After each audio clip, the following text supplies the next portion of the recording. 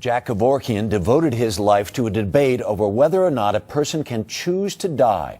Critics called him Dr. Death, but supporters of physician-assisted suicide think of him as a champion. Kevorkian died today at a hospital in Michigan at the age of 83 from a blood clot. News of his death started the conversation all over again. He was a retired pathologist from Michigan who specialized in challenging authority. Dr. Jack Kevorkian ignited a national debate in the 1990s over physician-assisted suicide when he helped more than 130 patients kill themselves. Many doctors agree with me, but they're intimidated to silence. I'm lucky to be in a position where I don't have to be silent. Kevorkian often used his homemade suicide machine, where the patients themselves could administer a fatal drug dose at the push of a button.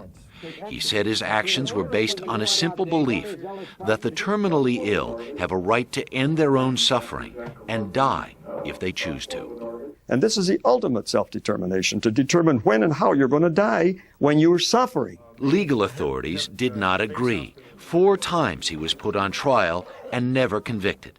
As the trials wore on, he became more defiant, always accompanied by his attorney, Jeffrey Feiger.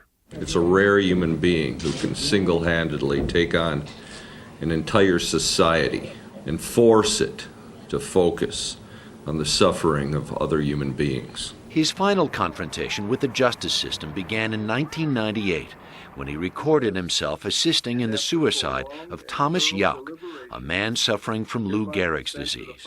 He showed the tape on 60 Minutes and defiantly defended himself to Mike Wallace. You killed him.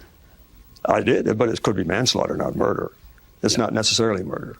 I know what it is. This could never be a crime in any society which deems itself enlightened. He dared prosecutors to indict him again. They did, and he was convicted of second-degree murder. He served 8 years of his sentence, but was freed from jail in 2007, promising not to break any more laws.